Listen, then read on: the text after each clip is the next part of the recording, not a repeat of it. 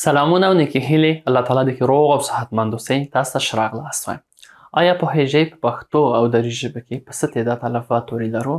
او د پښتو او دري ژبې الفبا توپیر څه شی دی؟ یعنې کوم توري شته چې په پښتو کې اما په دري کې نشته؟ او یا هم د دغو تورو یعنې د پښتو ژبې الفبا تورو او دري ژبې الفبا تورو روابط یا اړیکې د عربي ژبې الفبا توري سره څه شی دی؟ که ستاسو ځواب نه اوسي نو دغه ویډیو ستاسو لپاره دی. قدرمن لیدونکو او اوریدونکو، په دري ژبه کې موږ او تاسو 22 الفبا توري لرو. د دغه 22 څخه الف چې ده په دوه شکل راځي، یعنې یو په مداره او یو ساده شکل چې موږ او تاسو الف ورته وایو. اما دا په تعداد باندې ډېر تاثیر نه کیدي یا نه ږدي.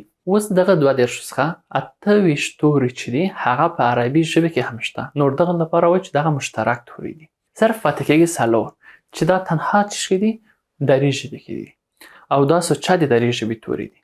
دا کومه دي؟ څرنګه چې تاسو جدول کې ګورئ دا په سره رنګ نښه شوي دي. دا عبارت دي د پ څخه چ ژ او ګاف توري څخه. اوس راځو د پښتو لپاره. په پښتو ژبه کې موږ تاسو 40 توري لرو. دغه 40 تورو څخه 22 چې دي دري ژبې سره ګډ دي یا مشترک دي. او 28 چې دي عربي ژبې سره چې دي مشترک دي. نور پاتې کېږي څومره؟ 12 توري. دغه 12 تورو ته موږ تاسو د پښتو سوچه توري وایو.